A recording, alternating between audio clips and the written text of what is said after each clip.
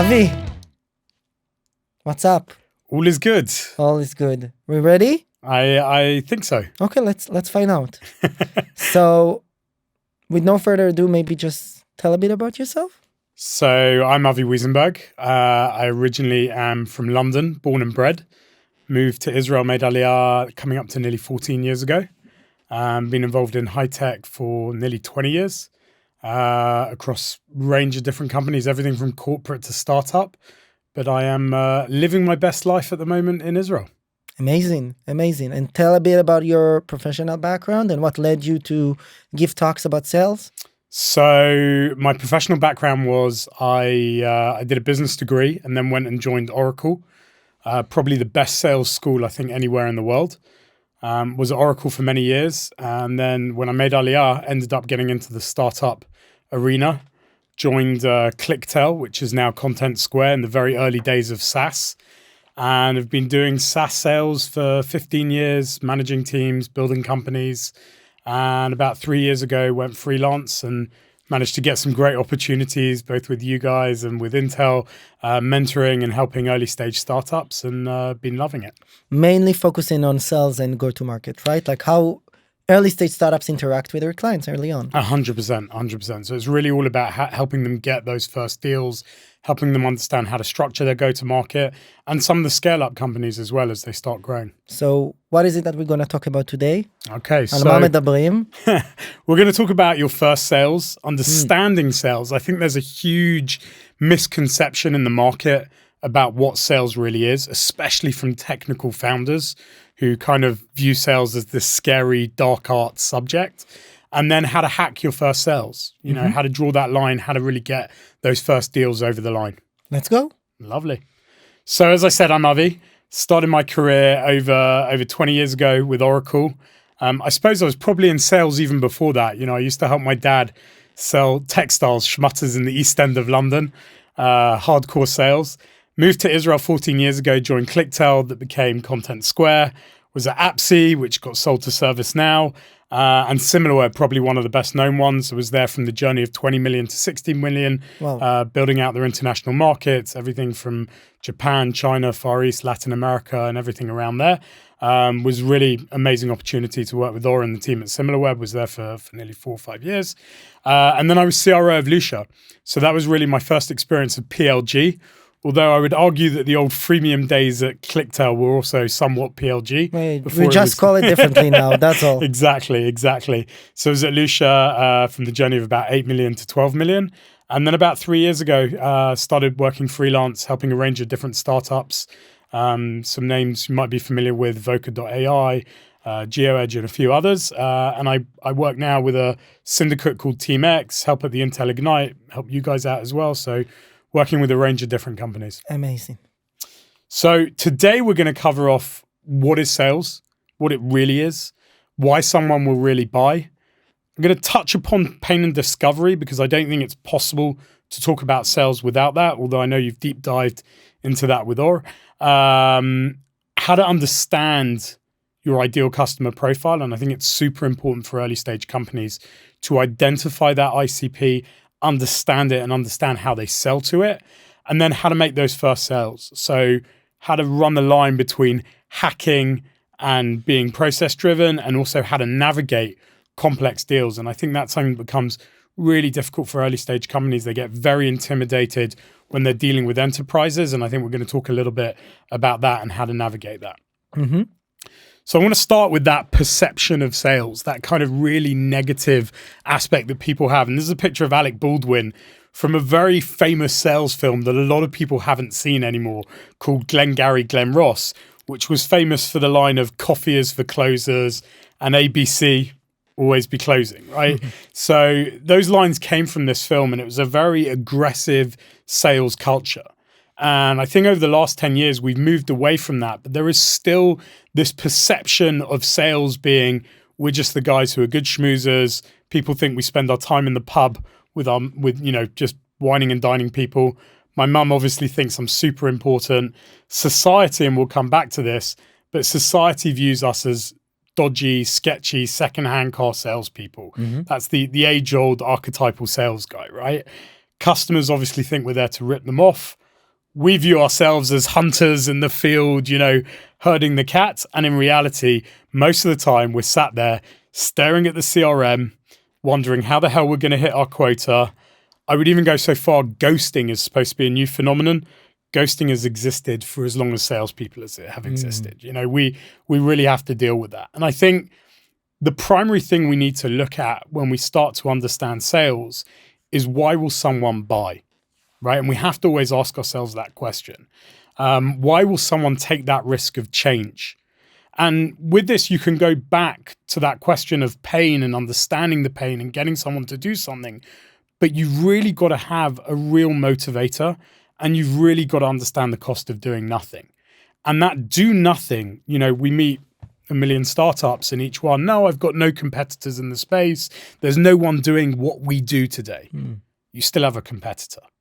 The competitor is do nothing. Yeah. Don't bother changing the status quo. No one wakes up, and I break this to companies the whole time. No one wakes up in the morning and goes, do you know what I really want to do today? I want to buy a piece of enterprise software. Like, no one wants to buy enterprise software. They want to make their life easier. They want to solve problems. And if you're not going to help them and alleviate them in terms of making their life easier, they're not going to make their life harder by going through the process of buying you, which especially in an enterprise is a big deal. So this was me about 3.5 years ago, maybe even 4 now. I was 40 kilo heavier than I am today. Wow. But what was the motivating factor to make a change? Pain. I was waking up in the morning in pain, and I actually went to an Israeli doctor. I actually don't even remember who he is now. And he took an x-ray on my knee. I was waking up in pain, and he took one look at me. He goes, yeah, you've got, a bit of arthritis in your knee. And I was like, okay, what are we going to do about it? And he looks at me as if I'm mad. He's like, you're fat, right? If you don't make a change, if you don't do something about this, there's nothing I can do. And that pain is a big, big motivator. And I know you've got a whole masterclass on finding the pain and understanding the pain. What I want to focus on today, though, is understanding the motivator, understanding what you're really selling. Mm-hmm. And what you're really selling may not always be what you think you're selling. Explain. You may think that you're selling someone the ability to get rid of a pain. And you're going to try and understand that pain and try and understand what they really care about. But the second you build an assumption into that, and the second you don't understand that multiple people will care about multiple things, you may not be selling what you think you're really selling. Mm. And I want to give you an example actually from someone who, going back to this archetypal sales guy. Yeah, we all appreciate as a good salesman. Jordan Belfort was a brilliant salesperson. And I think most people have seen The Wolf of Wall Street. And everyone I actually blame The Wolf of Wall Street now for the fact that in sales interviews, I can no longer ask someone to sell me the pen. Right. And Jordan Belfort got straight to that point, and you see it at the end of the movie. He runs his sales seminar and he says, sell me the pen. And he goes to the next guy, sell me the pen. And they all make the same mistake, right? The mistake is they look at the pen and they go, it's black and it's got color and it writes beautifully and you're going to write amazing things, without doing the primary thing when you're selling, which is to start by asking a question, understand the status quo, understand how you're writing today, what challenges you have with writing, what you're writing, all of those discovery questions about it. Talk about features of the pen rather than start a discovery process and ask the right questions in order to know how to properly pitch you that pen. Correct. And that's already become more well known. What I think isn't is that what you think you're selling is maybe not what you're really selling. And what Jordan Belfort got about selling stocks, and we'll cover it actually, is that he understood what he was really selling. So for those of you who are watching, I think there's going to be a clip pop up on here. YouTube. You can drop in and watch this scene. And the scene is going to be this the first sales call that Jordan Belfort does when he joins the Investor Center. And it's a great scene. Jordan Belfort gets on the phone and he does the great things you're supposed to do in sales. Builds trust, trust me on my winners, and trust me on my losers, not my winners, because I have so few. And by the way, his whole methodology afterwards, I took you in at Kodak at low and I got you out. So you hit them with blue chip stocks, build trust, understand them, and then hit them with the rubbish stocks. But what he was really selling, and I always ask this, if you watch this clip, What was he really selling? I think he was selling the person the opportunity to pay off the mortgage or make more money. So he says, you're right. You could make $60,000. You could pay off your mortgage. And the second clip, actually, and there'll be another link in there if you want to watch it, is when he's in the restaurant talking about the first time he talks about Sell Me the Pen. He says, everybody wants to get rich. And they have a whole discussion. The Amish don't want to get rich, but it's irrelevant. Everyone wants to get rich. What Jordan Belfort understood was what he was really selling was not the stock. It was the ability to get rich. It was the ability to be in the stock market. Everybody wants to get rich, right? And what you need to understand about your startup is, what are you really selling? What is the real problem you're addressing, and what are you really saying? I'll give you an example of it, actually, which I thought was fascinating. Before we get into this element of things that you need to know as you're selling, but understanding what you really are selling. I was working with a company amazing company from the Intel Ignite program, who are making microchips, semiconductors in space. Yeah. Completely mind-blowing, right? They cool easier, new type of chip technology, super crazy stuff. What did they think they were selling? They think they're selling the ability to have a chip that runs on less electricity and is therefore going to take much less electricity. So when you're building a 5G generator, that 5G antenna will use less electricity. Yeah. I said, how do you know they care about it? If you go to the head of BT or the head of Verizon or the head of AT&T who are building it, how do you know they actually care about that? Well, the CFO is going to care about cost, or the company cares about being carbon neutral. So I said, well, how do you know they haven't hedged the cost of electricity for the next 5 years? How do you know that they haven't done a massive carbon offset? Yeah. Now, all these things you can find out and you can do the discovery on. I said, what they might actually care about, because they're such a large enterprise, is actually the biggest thing for them is 5G coverage. And why have they not got full 5G coverage? Because these things are huge. And if it requires less cooling, you could have a smaller antenna. If you have a smaller antenna, you can put it in more places. Again, so you keep going into different angles. And I think this is one of the most essential parts of sales, is understanding that when the front door is closed, go through the side door. And find another motive. You have to find another angle, another way So through. before even talking about pain and starting a discovery process and then goes on to showing a demo or start actually selling, you say, be very open-minded and have this mindset that I can have different pains that working on different clients for a very specific product with very certain specific features. And I would go even further, for very specific stakeholders. Yeah. And even if within the same organization, within the same organization, account, the same client, people are mind blown by this. I very often talk about the number of stakeholders that are involved in getting even a $20,000 deal signed off. Yeah. And I always bring them the example from when I was VP of sales at SimilarWeb. I was like, how many stakeholders do you think? You're talking about at the time the company was maybe 30 million in revenue, 40 million in revenue, 600-700 people company. How many stakeholders do you think I would need to get sign off for to buy a $20,000 piece of sales technology? Right. And some people will go 5, 6. And I think I can name around 12 to 15 people that would have had to have been involved in some way in getting sign off for that. And if it was above 30 grand, you know, Orfe himself would have reviewed it and decided whether we would go ahead with it. So from legal to FP&L to finance to the other stakeholders to sales ops to CISO to whoever it is, right? They're a very, very, very large range, and each of them will have an opinion and can potentially block you for no reason. So you have to bear that in mind and understand that each one of them may have a different underlying motivator that you need to buy. But I think these things hold true for all of them, which is we sell so people can buy, right? So we're trying to enable that process. We're trying to help them through that buying process. There's the element of transfer of emotion. People buy from people. You can't get away from that. But there is an element of building trust and certainty. And I think this element of trust and certainty is fundamental in the sales process, because the second you do something wrong on that or remove it, you're giving someone a reason not to buy. Yeah. And you need to make sure you're helping them buy and navigating them through that process and not giving them an excuse to say no. And the other big element, and I think this is one of the other really massive changes in sales in the last 10, 15 years, is the element of being a specialist in your field. I think in the old days, you were always considered a specialist in your company. So you were the middleman. I was selling Oracle. There's no way the person I was selling to, there was no way I knew more about Oracle database than them, right? Yeah. I didn't know anything about Oracle database. I'm not a techie. What I did know was the internal workings of Oracle.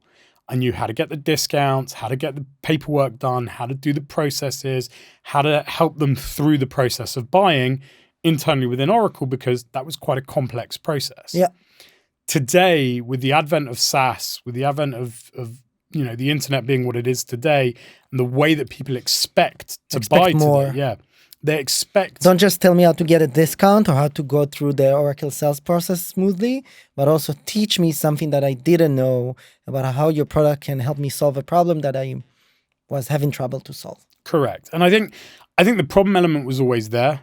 I think people didn't trust salespeople as much, but I also want to re-clarify that, because I think this is one of those misconceptions that people have about salespeople as well.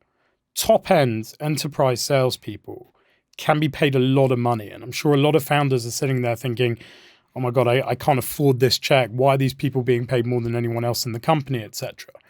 And I met guys at Oracle who were doing, I know the guy who did the biggest deal in Oracle's history at the time that I was there. It was a huge deal with, I think it was with BT. It was with one of the telcos. But in essence, this guy was working the C-suite at this large multinational company and understood the value that Oracle would give to every single part of the business transformation of this customer, as well as someone at the C-suite. Yeah. And at that point, why would they not be paid as well as someone on that C-suite? Mm-hmm. Because they're holding those conversations, those business conversations with that company at that level, right? And so the specialist in the field, it was there.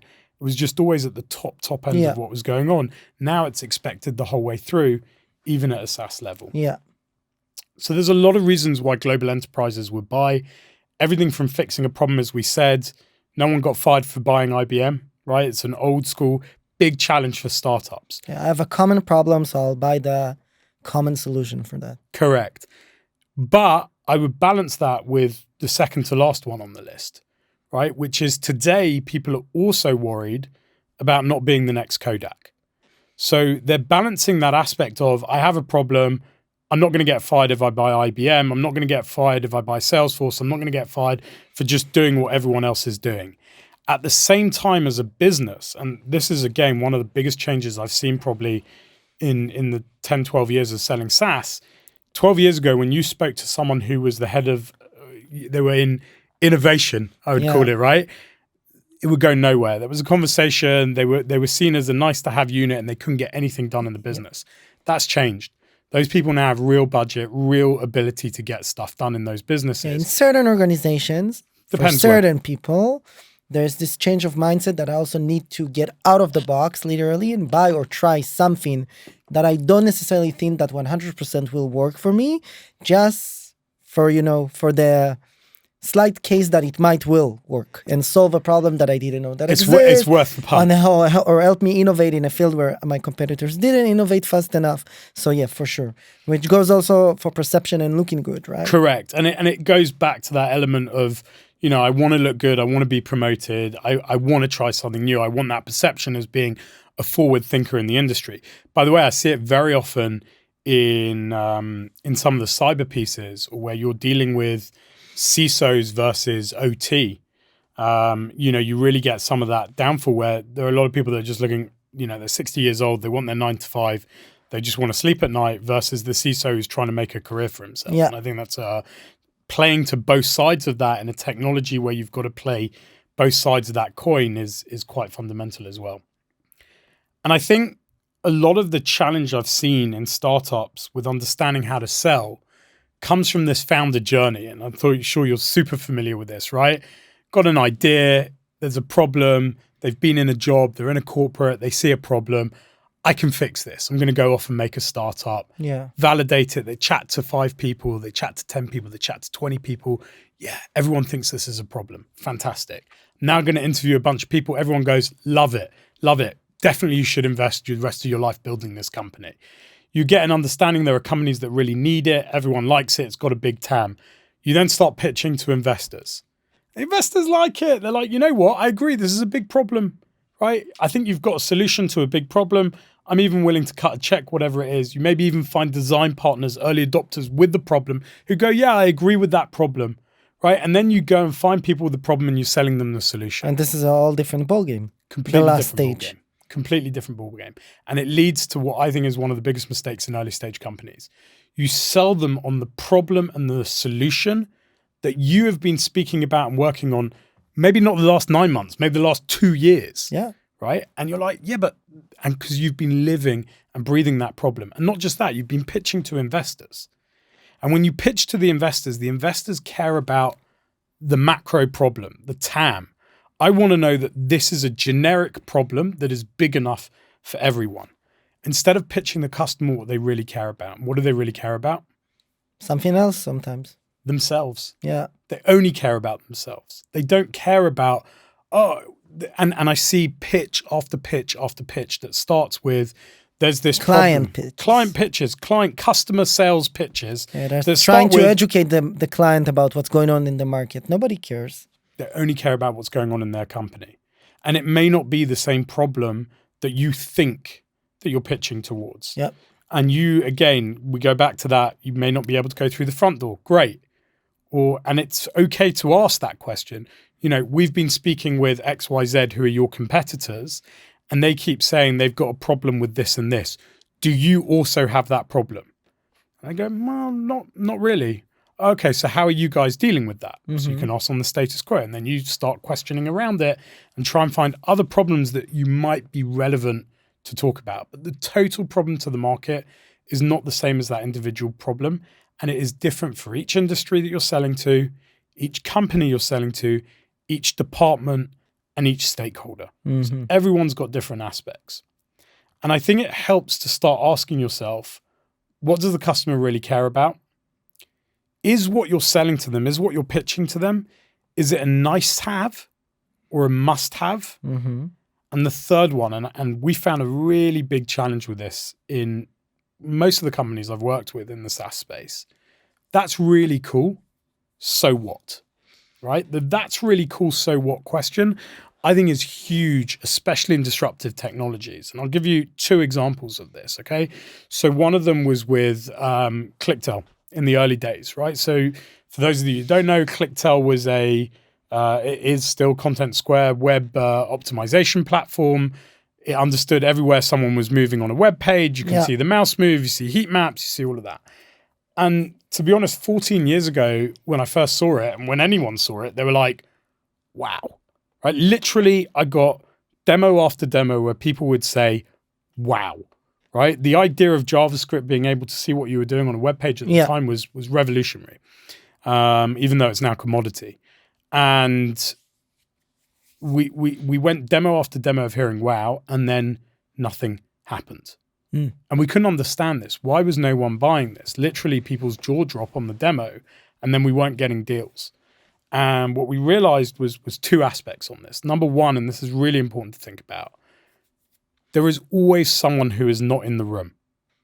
And this is fundamental when you're doing Speaking of stakeholders that should be involved in the sales process. Correct. There's always someone who they're going to have to tell it to or explain it to.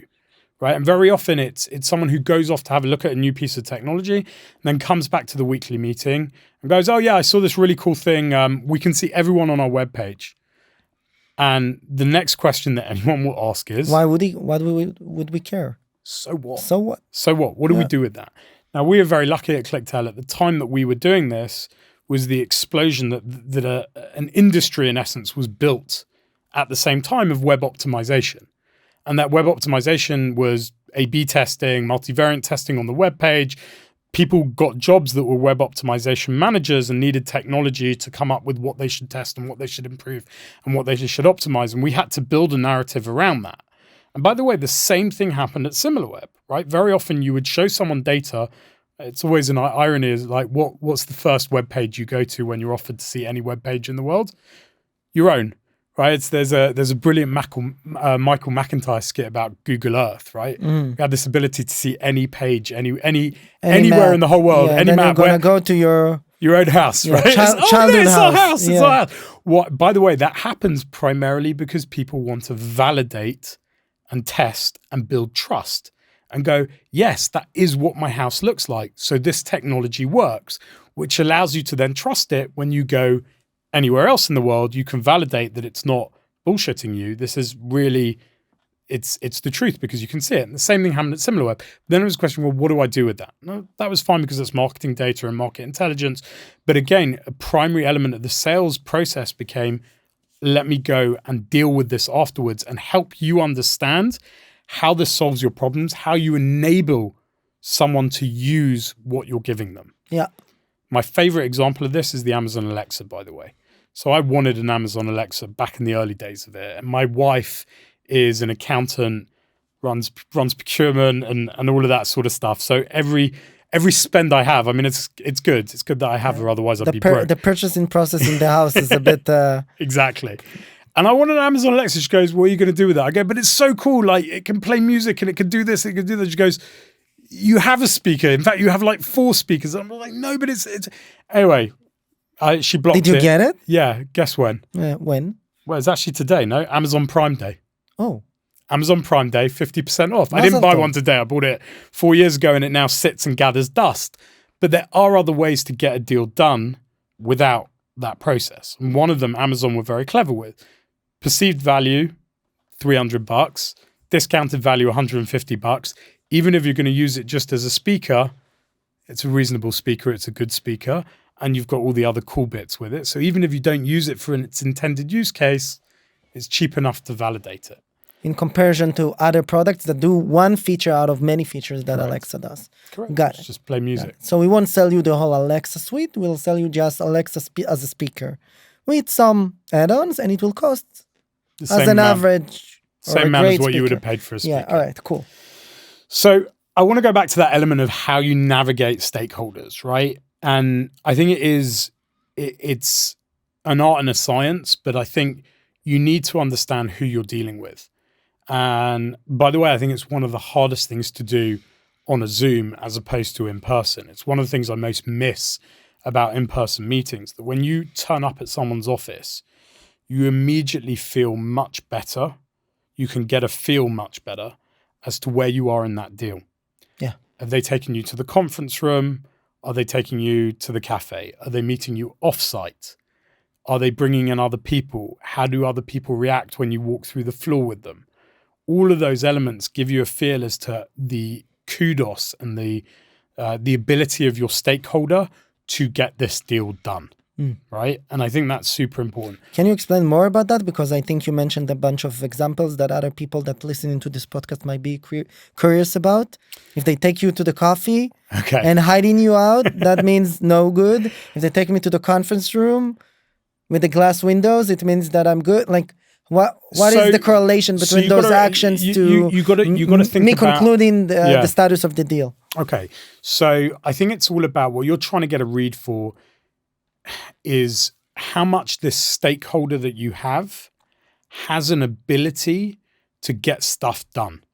How much self-confidence does he have inside that company? Now, that doesn't necessarily mean whether he's senior or junior. It's purely about his own perception in the company and how much he's willing to, excuse the expression, put his balls on the line for you. Yeah. Right. And if he's booking meeting rooms, that's meeting rooms that potentially aren't being used or is more likely to be flagged to his boss, which means his boss is aware of this. The second his boss is aware that you're coming in and that he's spending time on you, then he has to justify that this is a real thing that is worth investing in and spending time going through the process on. Yeah. If he's kind of meeting you off-site or in a coffee shop and doesn't want anyone else to see you, it's potentially because he's not yet really sure that he wants other people to know that you're looking at this or that he's seeing it out. So again, this isn't gospel. It's not 100% either way. I've had plenty deals where I met them offsite at a coffee shop and I still got the deal. It's just an indicative. It gives you a feeling. You also get to see where his office is, right? Does he have a corner office? And I know all of these things are relatively archaic. We're going back 10, 11 years. But you can see these things on a Zoom as well. What do I mean by that? Can he bring in other people quickly? Does he action it when you say, oh yeah, I want to show this guy about it? Does he then action it? Or does he ignore you? How quickly is he moving in things? You can sometimes feel the chemistry between those 2 or 3 different stakeholders inside the Zoom as to who's leading, who's interrupting, who the real power players are, how interested they actually are in the call. And you need to ask those questions as well. Have you bought anything like this before? Right? Who are the other stakeholders that we need to bring in on this? Yeah, so this is just to give a bit of a context. So we talked about like what is sales, which is a bit counterintuitive to what we think sales is. Then we went through a bunch of stuff that we need to consider while selling, to understand that we sell to the customer, to his own needs, to something that it may be unrelated to the pain that we sold to ourselves, definitely not the features and the value prop that we tell ourselves that our product is, and definitely not what we told investors. So that's a bit of a wrap up. And then now what I'm hearing you saying is that even before or maybe after or maybe during discovery, when we ask the questions for a specific client about what are his needs, what is like the pain that is coming from, we need to also do a discovery, like a meta discovery on the sales process, which is, I want to sell to you, to Microsoft.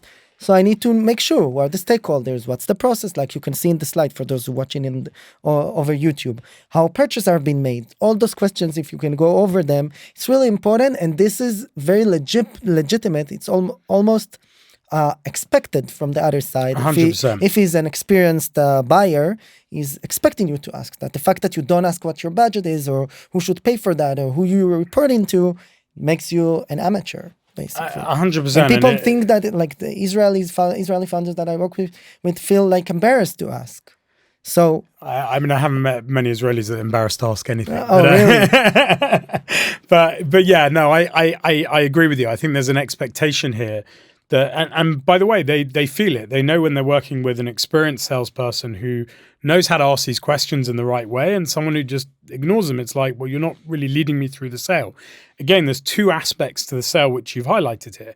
One is understanding the fit and building the solution to the fit and selling them on the product. And the second one is navigating the sale. They're expecting you to be the leader and navigate them within their own organization as to how we control the narrative of each conversation, and also on the meta macro level, the whole process. Correct. So on a first meeting, when you're meeting someone after you did the outreach, blah, blah, blah, you do discovery, but also through the discovery or before or after, you need to ask those questions. Yeah. And listen, not all of them are going to happen straight away. Like you're not going to ask them from the beginning, like, who are we going to speak to procurement before they've agreed that they will? No, of course. You don't get into the conference room for the first meeting with the first person, and then you get in, you sit on a chair, you say, hi, how are you? Talk a bit about golf, and then ask him, okay, so tell me who you are reporting to. No, but these are stuff that you should figure out through the process. 100%. And you can ask them, like, what department do you sit in? Who does that roll up to? More as a general, like, let's understand how your organization is structured, because let me learn more about you. You're learning. And that curiosity, by the way, I know I'd quote Ted Lasso on it, but be curious is like, it's absolutely essential for sales. Definitely. So I think it goes back to that discovery versus selling, right? It's that curiosity, roles and responsibilities, what strategic initiatives, what external challenges, understanding that status quo. All of those elements are super, super important. And by the way, that discovery is even easier to do now. With LinkedIn, all the public information, especially if you're selling to large enterprises, their strategic initiatives are out there. You can read them and you can tie to them. And that gives the person you're selling to that extra element of kudos as well, that they can tie to the strategic initiatives that are going on. I'm not going to focus too much on this, but I think understanding that status quo, right, is all part of that discovery and pain analysis. Going back to discovery. When you mean status quo, by the way, it's not just a political term. It's like understanding what my client environment looks like, emotionally, mentally, practically, tech stack, budget, everything. Exactly. No one No, you're in essence, your job of selling technology is you're moving them from how they do something today to how they're going to do it with you tomorrow. Which is change that people hate. And you can't make a change. Because they hate change. Everybody hates change. No one wants to change. No one will, goes back to the beginning. No one will make a change just because they want to. But you cannot get them to make that change unless you understand what the current status is. Exactly. And I think that's very, very key to building it. And here I'll just add something, and correct me if I'm wrong. Don't assume. Even if you talked with a bunch of clients about that, discovery is not just about finding out what you don't know, but also make the other side kind of like articulate in his own words and even remind himself what his current status is and what he would like to change. I agree with you, and I would go even further on it. Like, it's that current status that you're analyzing or making them articulate goes back to perception. Yeah. Because it may be really, really bad situation, but if they don't perceive it as bad, they won't make a change. Yeah. And you won't be the one to convince them. No, but it's they bad need for to you. convince themselves. Yeah, exactly. That change has to come by from within. answering your questions. I mean, it goes to an element that or mostly even. Yeah. 100%. I mean, it goes to a methodology that I had, but I don't think we're going to have time to touch on, which is SPIN. SPIN methodology is still my number one basis level in sales. Give us a few highlights about it, because this goes all back to the wrapping up of the episode, which is like starting from sales, understanding the motives, understanding the pain, 100%. Talking to clients differently than you talk to other stakeholders within the company or outside the company, doing discovery, controlling the sales process, understanding the narrative, figuring out that what's cool for you, it's not necessarily cool for the client. Wrapping up all of that, give us a few maybe practical hands-on tools to do that as salespeople or early stage founders who want to start their first sale. So I would say three things. Number one is go and read Spin Sales by Nick. Spin, S-P-I-N? S-P-I-N. All right. By Neil Rackman. Okay, it's a great book. You can probably just YouTube some videos on it as well. Spin was developed, and it's funny because we'll go back to the first slide. It goes back to the dodgy, sketchy second-hand car sales guy. Huthwaite was the organization. They were brought in by Mercedes-Benz. Mercedes-Benz said, our top 20%, Pareto's law is all in. Top 20% of salespeople bring 80% of the sales year after year after year. What are they doing differently to everybody else? And Huthwaite came in and analyzed Mercedes-Benz salespeople, and they saw that it wasn't about the talk, by the way. Ironically, everyone thinks sales guys are good schmoozers. It was all about the questions they were asking. And it's the primary difference between a good sales guy and a great sales guy. The amount of questions, the type of questions? The type of questions. Okay. And they narrowed it down to 4 types of questions, which they defined as SPIN, which is situation, pain, impact, and needs payoff. Okay. And situation is what we talk about, status quo, which leads to a pain. Okay. That's how you're doing it today. What's the problem with that? Impact. What is the impact of that pain? What does that mean? Yeah. What happens because of that? This is what the salespeople articulate as questions to the client. They didn't explain to them. They asked. They let it just drop in their head. All right. Which is where, again, we go back to that perception of salespeople, in essence, being masters of a dark art of influence and getting people to do what they want. Yeah, but I think that for a lot of people, it's still counterintuitive. And that's why a lot of these playbooks are needed, because people think that salespeople just sell, and by selling we have the intuition that they talk a lot and they try to sell you on to something while you're actually selling that to yourself. It's 100% the opposite. You're not going to schmooze someone into buying something. You're going to have to let them and ask the right questions to them. And I'm talking about primarily, there's still the emotional element of it, but the best way to if they hate you, they probably won't make a deal. No one buys something from something they don't like, but your way of connecting, and I think again, not to drop another book on it, but Daniel Pink, who's written some great books, including Drive and Time and Regrets. My favorite book of his is To Sell Is Human. Wait, but I'm trying to keep you centered. The spin one. So you said situation, pain, which are the type of questions that are more discovery related questions. Discovery lesson, but what is the problem with what you're doing today? What is the problem that's going to come around from that? Impact. So that's great. You've told me that your knee hurts. Okay. You do it as a doctor even, right? Okay, so what's the situation? My knee hurts. Okay, where's the pain exactly there? Okay, what's the impact of that pain? It means I can't run. Okay, so if I could fix the pain and then you could run, what does that mean for you?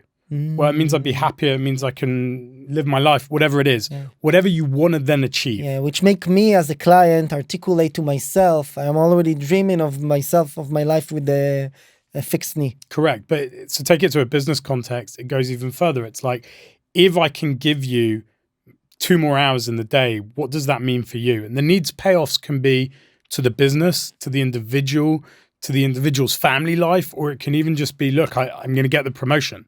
Because the needs payoff is we're going to be a more digital, this is going to get on the CEO's desk. Okay, what's the impact of that for you? And what's the impact of the needs payoff for the company as well? So it's a great basis methodology, which was the core, I think, of solution selling. And solution selling has been around for a long time already. I mean, Huthwaite developed this back in the 80s. SaaS has changed it a little bit because SaaS allows the trust element to be built more easily. And I think trust is very, very important within the sales process. It hasn't gone away for anyone. And that trust comes from being clear and being making sure that you're having a clear message the whole way through. Yeah. So that's spin. That's spin. Did we touch enough the last part, the N one? Needs payoff? Yeah, I mean, I think it's just that element of, again, the penny drops to the customer. They themselves are going, oh yeah, if I did that. And by the way, very often if I did that, if I fix my knee, I could run. And if I could run, I feel amazing. If I feel amazing, I'll spend a lot of less money on surgeries and stuff. I'll give you the example I always give, which is a non-tech business example. I actually quite like explaining to people how this can be done non-tech. I usually do an oil candle sales guy, right? When I teach spin, I go back to you're selling oil candles to a restaurant that uses wax candles. Okay, but it's more expensive.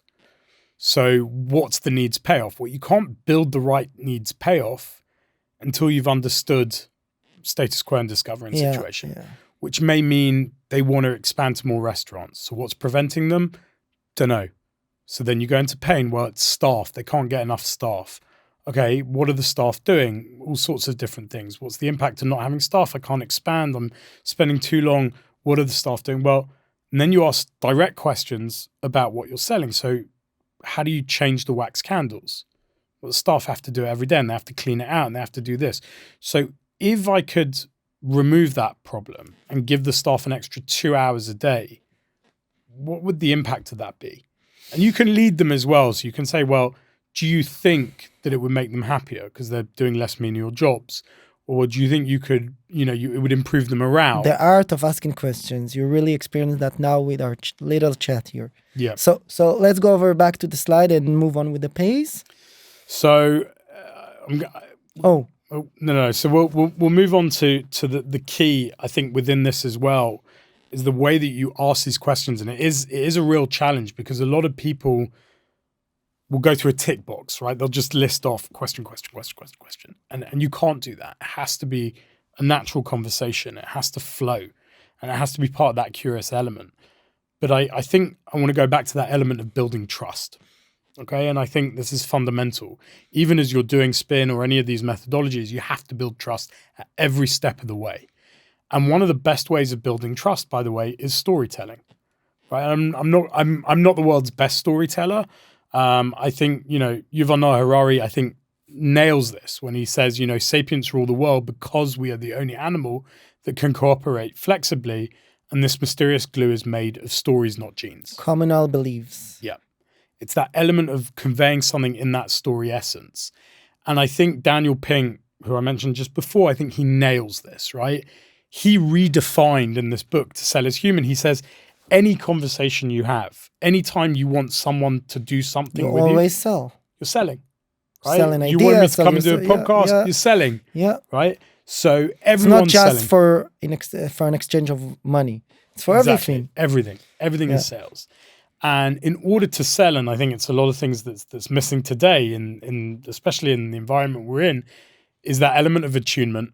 Okay, we cannot get out of our own heads and see things from someone else's point of view and find the common ground. In essence, customer-centric selling. Yeah, which is what we should have We have to find that empathy. You have to go, if you want to sell the customer a new system, and by the way, this comes back to the status quo. The customer isn't going to believe him when I say my new technology is going to change your life if he doesn't believe that I understand him, right? And thing first. That's what 100%. And by the way, this applies to anything. Goes back to Huthwaite and the spin sales. The number one difference between a good sales guy and a great sales guy is you walk into the showroom to buy a car, a bike, anything that has even the slightest bit of, I wouldn't say customization, but choice involved. They go, what are you looking for today? As opposed to, who are you? The second they go, oh, you were looking at that car. Let me tell you about that car. What have you done? You've done the classic feature bashing, right? Oh, you were looking at this Mercedes. Let me show you this Mercedes. Instead of saying, what do you do? Where do you drive? What car do you drive today? What sort of car are you looking for? How many kids do you have? What would you be interested in? I want, a two-seater convertible. Now, if I knew you just got divorced, I might know why you want a two-seater convertible. And that allows me to think of other elements that might be more attuned to you because of what you're trying to achieve with the car that you're buying, right? Go back to it, the same element with anything that you're trying to sell. You've got to understand them. They've got to believe that you understand them properly in order to then sell. Yeah. The second one he says is buoyancy. Buoyancy, I think we all know in sales, is brutal, right? You're going to keep getting knocked down. You're going to have to keep bouncing up. I think it's the same tendency we look for in founders, same element. The last one, and I think is the most essential, is clarity, especially in today's sales world where everything is online.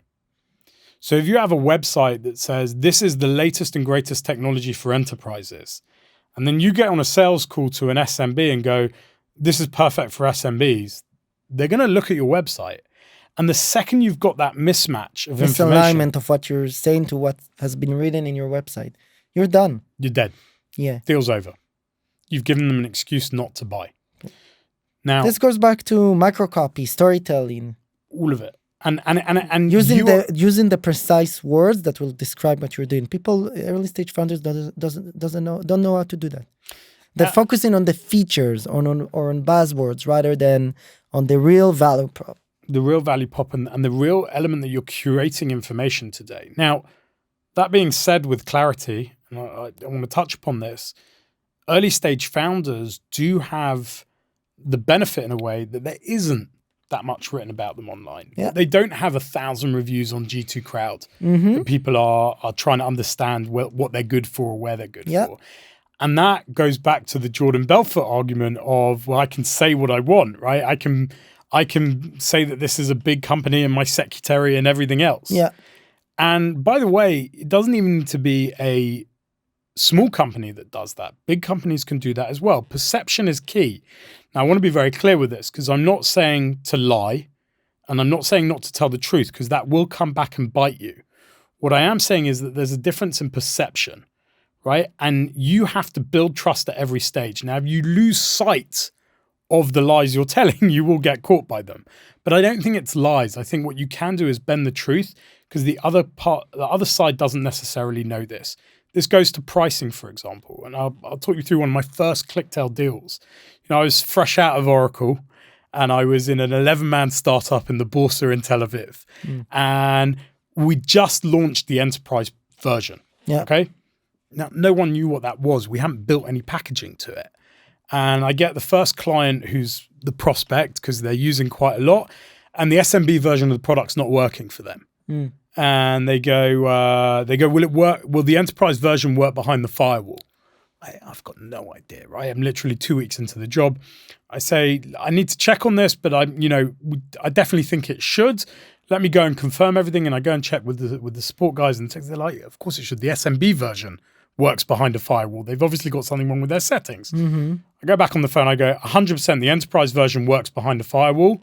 They go, great, we'll buy two websites they needed. Now, I would have given them a package with 3 websites on the enterprise version. Immediately, I've just sold 2, right? So it's all an element of perception, of holding back, of making sure it's logical. And by the way, that was very important because it meant we couldn't, and this is one of the reasons why people don't put their enterprise pricing on the website. There's a change to that because from a PLG standpoint, it's easier. You want to be as transparent as possible. And I agree with all of those elements of transparency. But there's also something where the customer needs to feel they're getting a good deal, right? I'll give you an example, and I still use it. Everybody has a boss. There's always another bad guy, and it's usually their lawyer. But you always want to look for an excuse to either hold off or wait for another approval or whatever it is. And that's possible even when they know they're speaking to the CEO. Because you still have a boss. Yeah. You've got a board. They don't know that the board is you and your co-founder.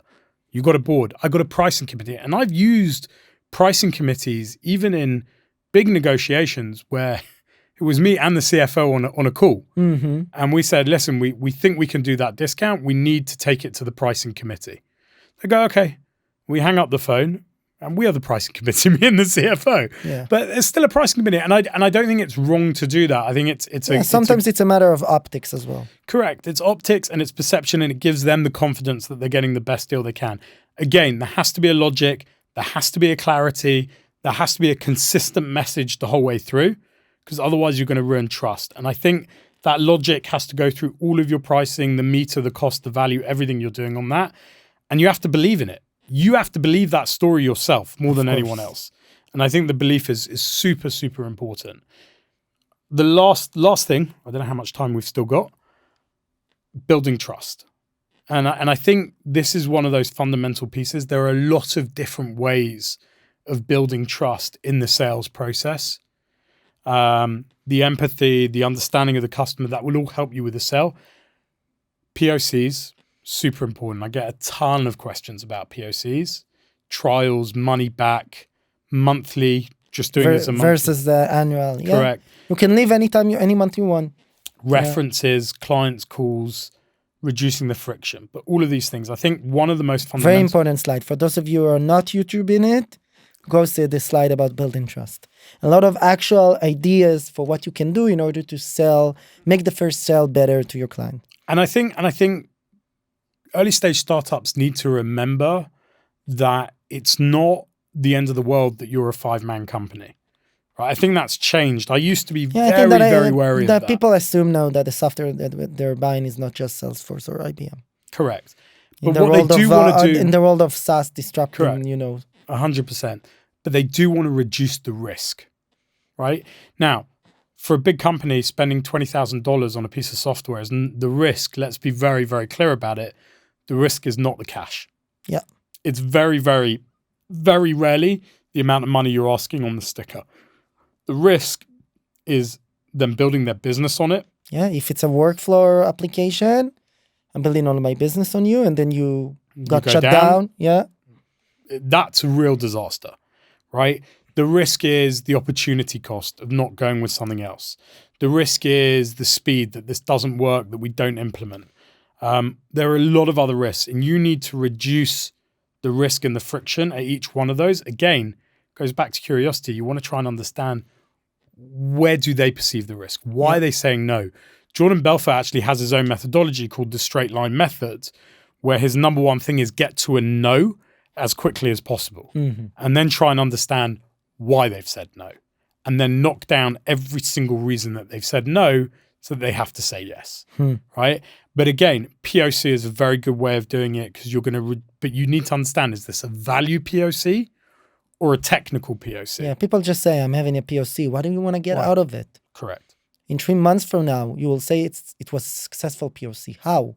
What would be the metrics, the core North Star metrics that determined that this was a successful POC? And by the way, it's really interesting, because on POCs, I usually ask people, what would you prefer, a value-based POC or a technical POC? And they usually say, well, value, right? And I go, no, I much prefer a technical POC, because it's binary. If it works, we close, we're done, it worked. If it didn't work, it didn't work. I need to fix it to the point where it works. But the second it works, you're buying it. Yeah. It's no longer subjective. It's an objective POC. For the founders, for the startup. For the startup. Yeah, of course. For the customer, the second you're in a value base, it's a matter of perception. No, I uplift my sales in 20%. It's not enough value. Yeah. So value-based POCs can be really difficult. And I think when we look at the funnel, and this is actually from Winning by Design, SaaS sales blueprint, the old funnel was very, very simple. You navigated someone through the funnel. You held all of the information and you navigated through the funnel. Today, the funnel's all over the place. And very often you only speak to someone after they've done all their research, right? So they're already at this point where they've done a load of education and then they select, and you've got land and expand, and you've got to continue nurturing them and educating them. And it goes backwards and forwards within the funnel.